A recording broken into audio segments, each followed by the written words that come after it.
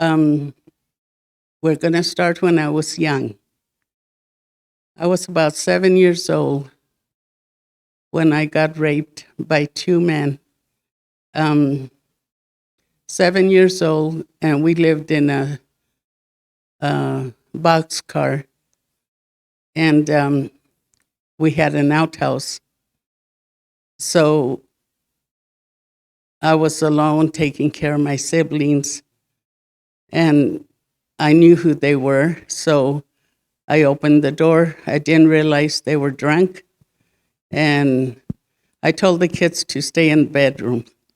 So they asked me where my mother and my father were, and I told them they went to go get some Christmas presents, and I was babysitting, which I shouldn't have said that, but as kids, we don't know.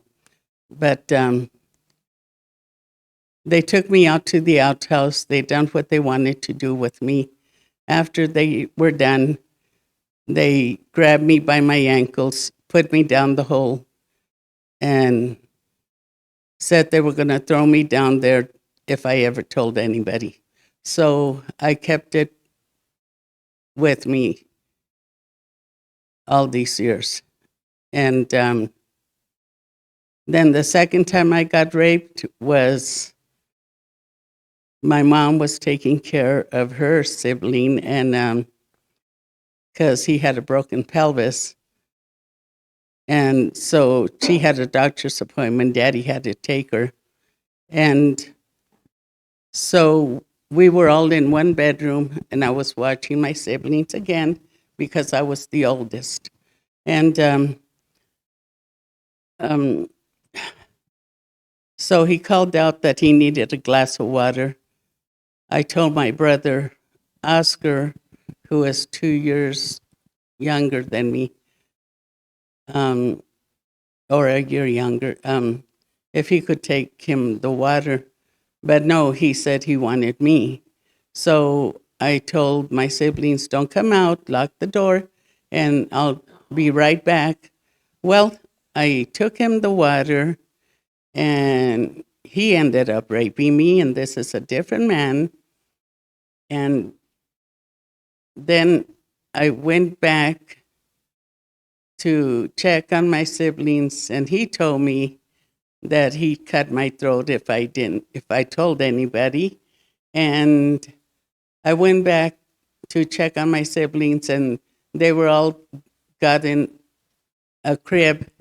And at that time the cribs had them coils, to put the mattress on in the crib. So they were all jumping on it, and my sister got a cut right here. So when Mama and Daddy came back home, um, they said I wasn't watching the kids right. That's why Carmela got cut, and and so I got a spanking for it because I wasn't watching the kids right, and it was my fault that she got, you know, cut, and they had to take her to the hospital and get stitches on there. So I didn't tell him about that. So throughout that time, a lot of things happened to me, but we're not going to go into that. And so then I met my husband, and I was so happy. Well, okay, between what happened to me, I was close with my dad. I could go with my dad and be happy with my dad, but ever since that happened, I was scared of the men, and I was even scared of Daddy.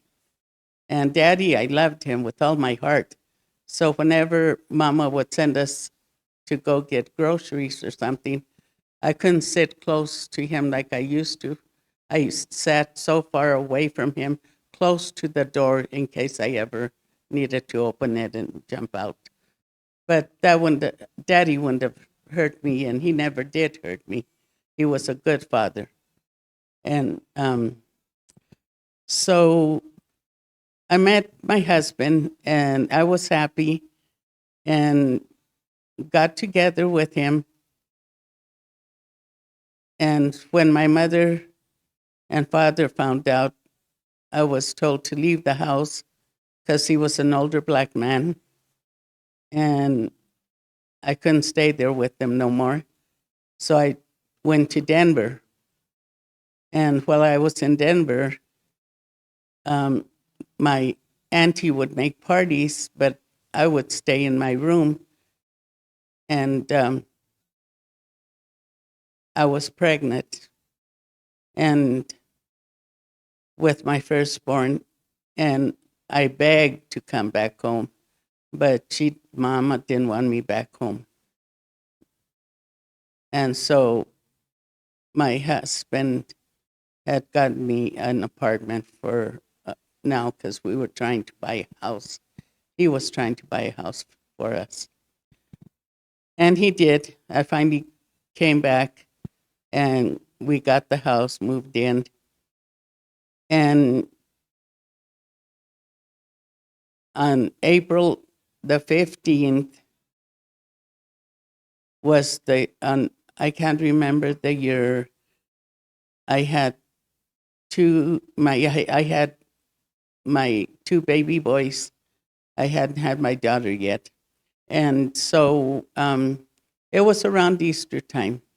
We were taking care of my dad's funeral because he passed away. And so, you know how they send you Easter cards and then you're getting the sympathy cards and the bills.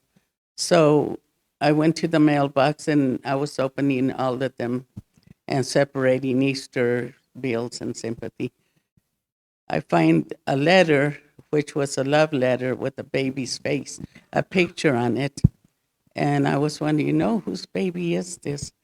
And then I found out whose baby was it. And I shouldn't have done this, but I burned the baby's picture and sent it back to the woman who sent it to my husband and sent it back to her, but kept the love letter. And I didn't speak about it because I was too busy taking care of my mama and my siblings and taking care of the arrangements to bury my father that day. So I was going through a lot. After that happened, I went into a deep depression, and I wanted to take my two boys' lives. At that time, George was the baby. He was a year old. And Mijo, I call him Mijo, but his name's Dale Jr. He was 2 years.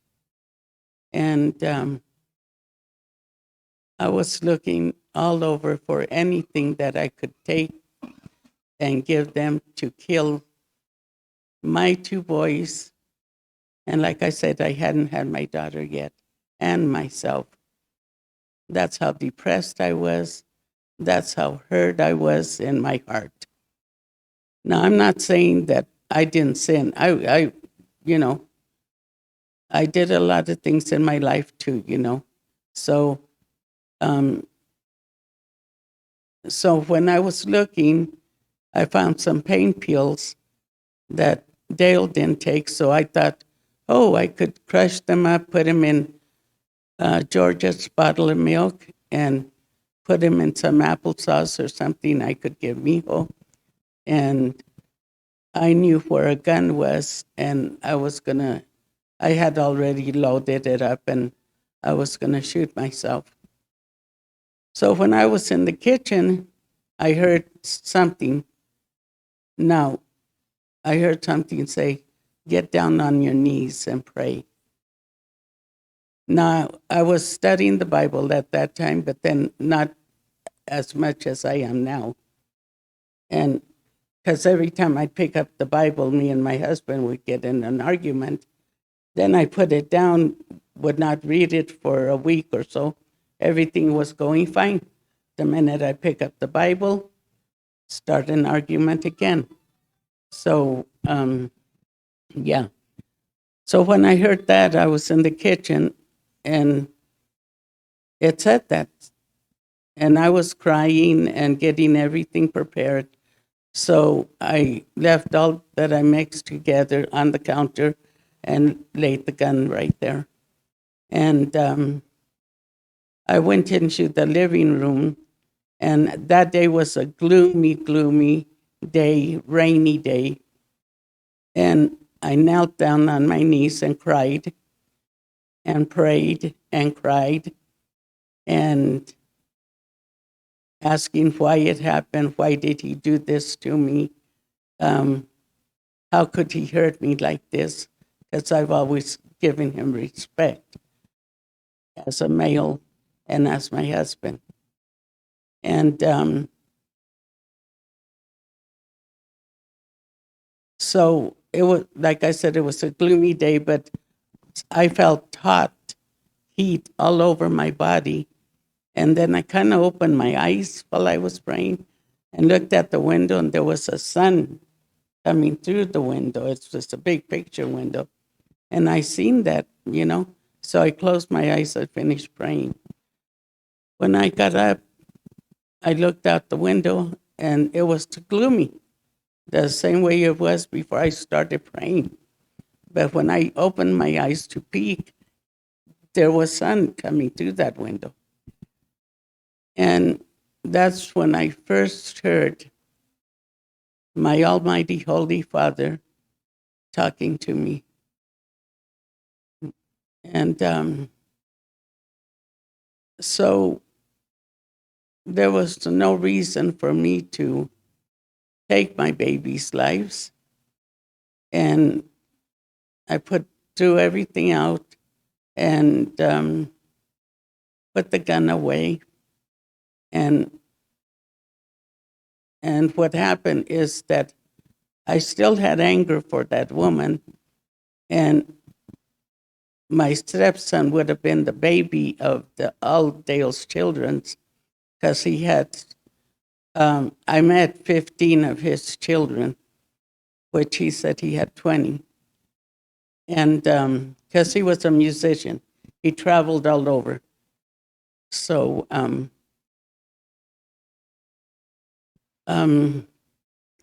I got through it, and we didn't talk about it until everything was cleared from the funeral and that, and finally we sat down and talked. And he said he loved me, and I was a hypocrite when Maya was having her problems, because right away I was so quick to tell her, leave your husband, because I didn't want her to go through what I went through. But Pastor told her to work on her marriage. So she decided to work on her marriage. Everything's going good. So, and me, God, I still had to pray, and he was telling me it wasn't Derek's choice to be born. So, you're going to have to ask for forgiveness for that. So I asked Dale to forgive me, but then he told me to forgive him also. So I lived with that man, stayed with that man until he died at home. We were together for over 36, no, we almost would have made it the 50 years. We were 49 years together. But I went through a lot. He was a womanizer, but I knew that by praying, he would change. Because that man was raised in a Baptist church. He knew the Bible from the front to the back. So I loved him with all my heart. So when he would go to sleep, I would pray over him and everything. And I know he loved me, but it was just what he had to deal with. And as he got older, he came to accept Jesus Christ. the way that he should have, because he never did when he was going to church. And so it just so happened that a man from Denver, who was an assistant pastor of a church up there, came and asked me, "Where's Mr. Dale at?" I told him he's laying down asleep. And he goes, "Well, I was told by God to come and I had to pray over him." And he kept saying that it was the man that he worked under. So Dale used to work at Burlington Northern, and Avan came and asked him if he knew who he was. Dale said yes. And he goes, "I want to pray for you, Dale. And I want to know if you accept Jesus Christ as your Lord and Savior." He goes, "I know who he is, and I know he died on the cross for us." So he accepted Christ. And all I want to tell you is that God will get you through everything you're going through, with addictions, with anything. I was on 80 milligrams of oxycodone, and for chronic back pain and everything. I had already had surgeries. And I kind of got hooked on them. I did. And I was paying money after I get my prescriptions and look for a dealer to buy, oxycodone, because I could make it through the day. And it helped me. But the doctor shouldn't have put me on 80 milligrams to start with. So I asked her to lower my dose, you know. So we worked together, finally got it up down to 15 milligrams from 80. It was hard, but I done it, and I don't need to take them as much. I could take a leave or exercise, do therapy, and it takes the pain away. But I got to pray before I do all of that. I have to pray to God. Every day I ask Him to renew my body, give me peace of mind, and everything. Because God got me through so many things. My two boys were addicted to meth, and they gave me a hard time. My knees were worn out by kneeling down praying every night, because I get a phone call from their girlfriends saying that they took their car, especially my oldest, and that he was going to crash the car and commit suicide. So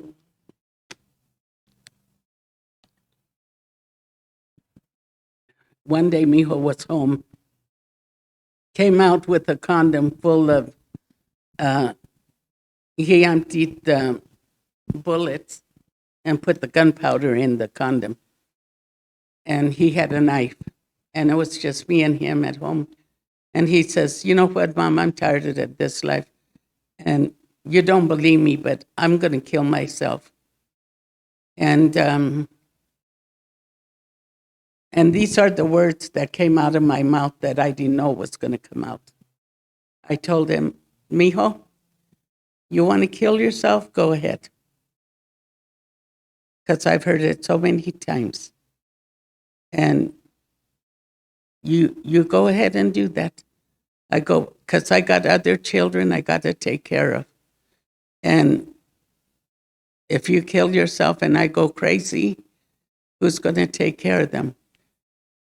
And it's going to hurt me to see you laying there.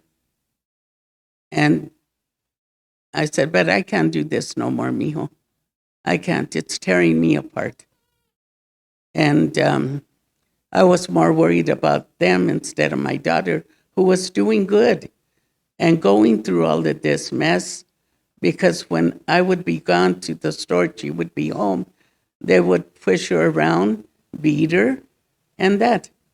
And she never told me about it because she knew how far I was going downhill, depression, taking oxycodone. And I wasn't a drinker, but I smoked a lot too. But yeah, so like I said, they finally got better. They went to rehab and done a little bit of boot camp, prison time. Not actually in prison, but they took boot camp instead. And one got rebaptized in New Mexico. And that was the mean one. He pistol whipped a guy, almost killed him. I haven't seen him for over 10 years. And my other son, he lives here, but he got cleaned up too. And he's doing way better because he's not doing meth no more. Thank you, Jesus. And then my daughter, she's doing good. But I prayed hard to have a baby girl because I wanted to, like I said, I was angry with that woman. And so I wanted to make sure that I had a baby girl and she was going to be the last of the Renee babies. And I never prayed for my boys, never. I just said, just let them have all their limbs and not be wrong with them. But for my baby girl, I prayed and prayed and prayed. And at that time, we didn't know what they were going to be. And so when I gave birth to her, she was a girl. But then God told me, why did you pray more for her and you didn't pray for your boys? You know, and that was a good lesson taught for me. God opens your eyes. Then that's what he means when he tells you, open your eyes so you can see, open your ears so you can hear, you know. And I love Hosea, if anybody's read it, because he's talking to Jerusalem of all the sins they committed and how much love he had for them. But then he talked to the prophet Hosea because he wanted Hosea to marry an adulterous woman, an unfaithful woman. And he done what God told him to do. And he loved her so, so much. So if you have love in your heart for your spouse and whatever they do wrong, and even if it hurts down deep inside, you know, jealousy or anger or whatever, ask God to help you. He will hear you and he will guide you. That's why he said he'd send a comforter. So just stick to God. He never will steer you the wrong way. And as we get older, we get more depressed because we can't do the things we want to do because we hurt. You know, we're not healthy no more like we used to be. But that doesn't mean to give up. Do anything that you can do by little bits. You know, I used to be able to clean a whole house in one day. Now I'm able to clean one room in one day. So, or do the dishes, and it'll take me a long time. But, and then when my grandsons grew up living with me, I had drama, and that's where God, I kept asking me, give me peace, Lord.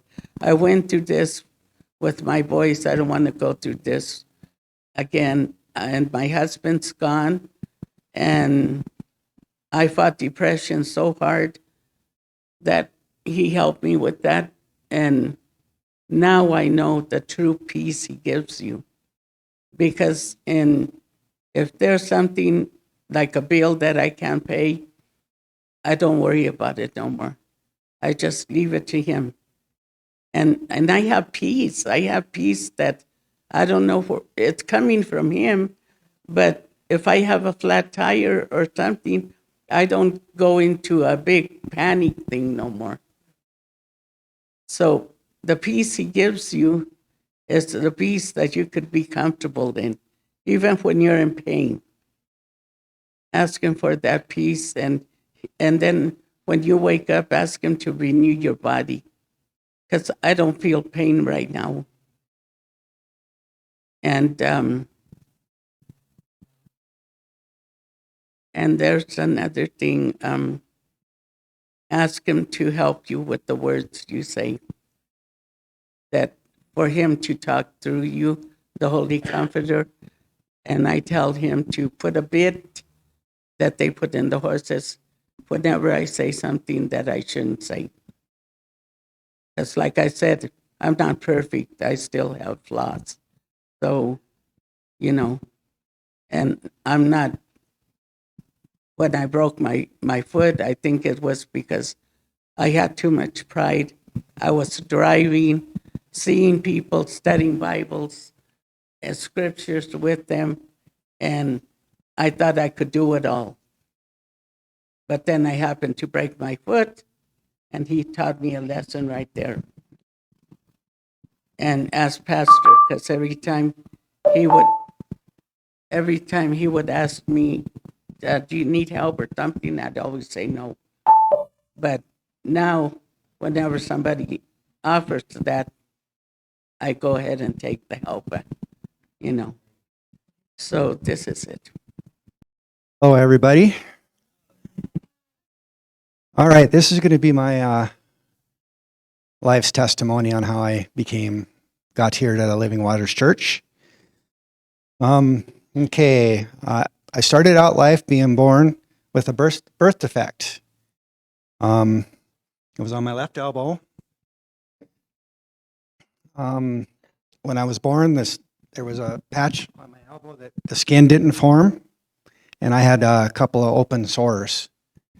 So my parents took me to Seattle, and to have them, I don't know, I basically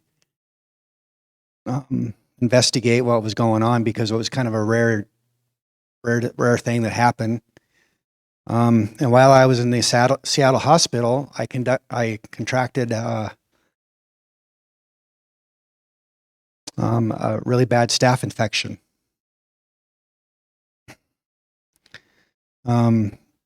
It was so bad that my mom couldn't hold me at the time because I had rash all over my body. And I was just crying and crying and crying, and she felt so devastated that she couldn't comfort me at that time. You know, being a newborn, and she couldn't hold and comfort me.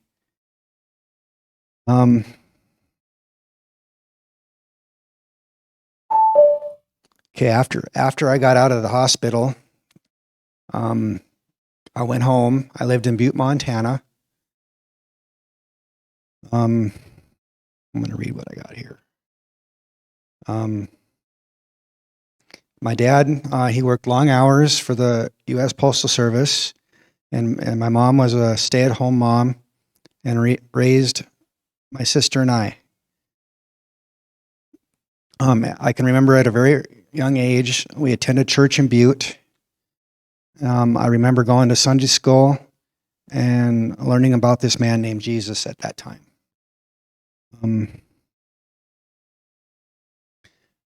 I lived in Butte until after my first grade year in school. My father took another mail route, which relocated us to Miles City. I was sad about moving to Miles City because I would be further away from my grandparents that were only in Bozeman at the time, so it was like a short trip, so we saw them quite a bit. That fall in Miles City, I started first grade again because I didn't do so well in Butte. I didn't like that because it put my sister in the same grade as me. My family didn't start church again right away. After the move, I can remember my grandmother and my dad having heated discussions about getting back into church. It happened, but not consistently. About junior high age, I started going to vacation Bible school during the summers. My favorite was the part, can't even remember my writing. My favorite was the one put on by the Grace Bible Church in Miles City. This is where I learned that some churches offered summer camps. I really wanted to go, but it did cost money and the family was struggling financially at the time. But my parents found a way to send both us kids for the week. I was able to go the following year also. That second year is when I took my first step towards starting to follow Jesus. Now I'm going to back up here a little bit. That was my writing, so we're going to just freewheel it from the rest of the way. The part that I skipped over was when I was 7. I was molested by a 13-year-old boy. We were living in Miles City. Well, of course, like everything that happens like that, you get threatened not to tell anybody. So I held on to that secret from my parents and sister and every other close relative in my family, which caused a lot of resentment, a lot of shame, and a lot of guilt. So I carried that with me until I was in my I won't go there yet. I'll just continue the timeline. So I grew up. I went to school. I isolated a lot. I didn't have very many friends. I pushed them all away. My mom did discover that, I believe in 5th grade, she had me tested, and I was diagnosed with some kind of a learning disability because I had a hard time reading and writing and remembering things. At the time they had me tested, they didn't really call it ADD, but that's what they would call it now, with a hyperactive disorder along with it. So I struggled like that through grade school. I got to junior high, so they started putting me in all these other help classes to try to help me along. So that went that way through high school and the rest of junior high. In the meantime, to deal with all that anger and disappointment and that big emptiness that I felt growing up, when I hit the junior high age, I started sexually acting out. I think it was due to me holding in all that anger that I was carrying around with me.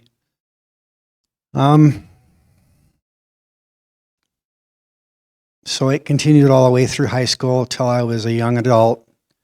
When I graduated from high school, I had a baby at 19 years old, which kind of devastated my life because I started college then. So I had to cut my college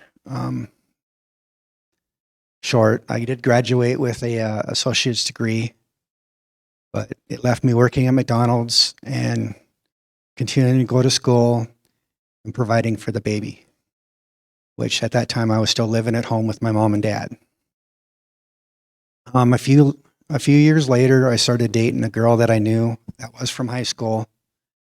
I think we dated for 2 years or so. Then we got married. We had our own child together. My marriage lasted, well, it was going good for about 10 years until I had to get, the baby mom, or the mom, I want to call her, my ex-girlfriend that I had the baby with. She decided to take off and run to North Carolina or something like that without changing the parenting plan that we had. So he was gone for almost a year. I can remember it was like 2001 when my mom called me on the phone and said, "We found Eric." Because we did a lot of work putting up posters and filing reports and whatever with the Missing Children's Network at the time. So that was great, but how are we going to get him back here? So me and this other guy, which eventually Holly got married to somebody else and had another child. So, and she ran with him too. So we eventually got a plane ticket and we flew down to North Carolina and picked up our children. Then we drove back to Montana, and I feel that was the point where my marriage started to take a turn when I brought back my older son, because it caused a lot of stress in my family. And of course, Eric was, he was kind of angry too with the situation. And when he hit junior high age, I think it was later in junior high, he found the alcohol. He was, he would come home just absolutely smashed. And that would make my wife so mad. And I really didn't know how to deal with his addiction because I was going through my own addiction at that time too. I was heavily involved in pornography on the internet. That pretty much controlled my life. Was totally involved with it for 10 years. So that last 10 years of my marriage, I know it takes two to ruin a marriage. You know, in a long time, I was in denial that it wasn't my fault. But eventually I did see that after I started hitting bottom and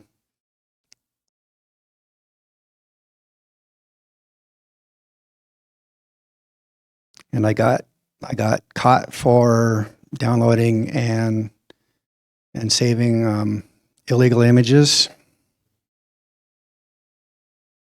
That was the real eye-opener.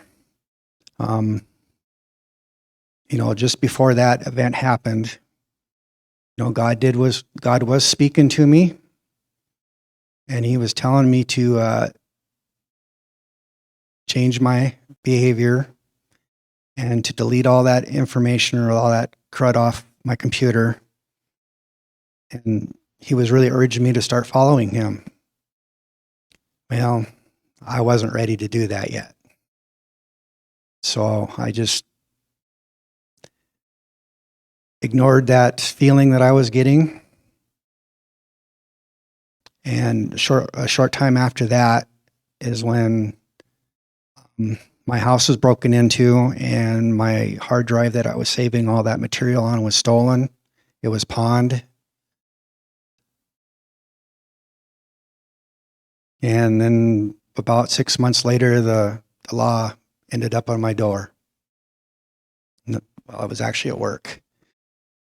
Okay, got that story out.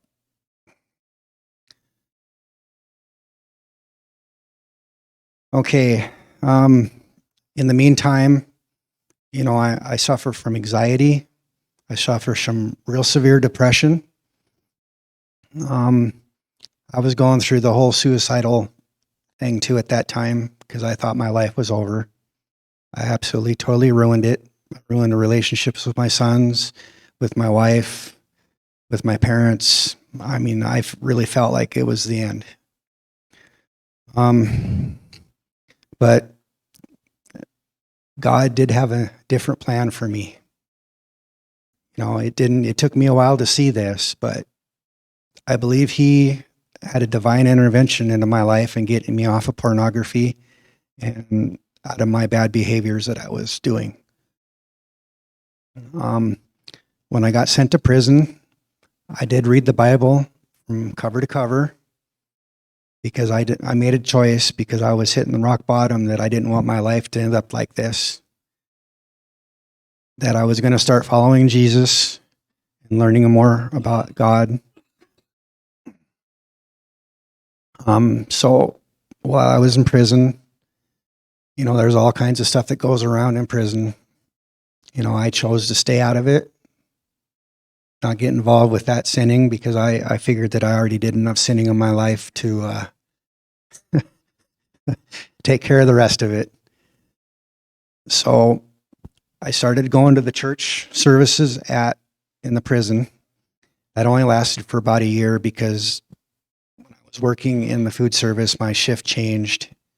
So I had to work on Sundays then, so that was out. But I kept reading my Bible and praying to God. And I kept praying that, please fix this. I know I need to give my life to you.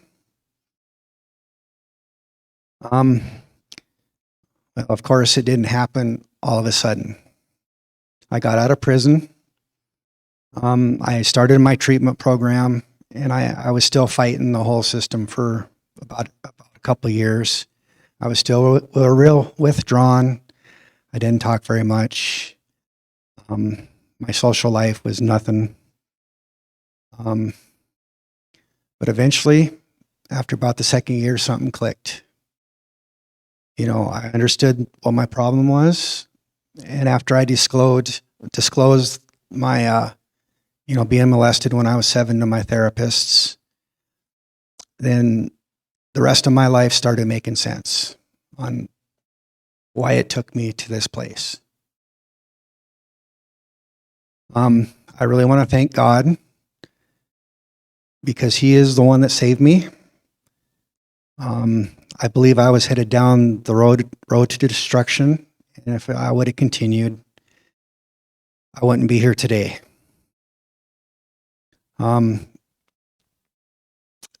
life, I do admit, is a lot better, and God has put a lot of blessings in my life.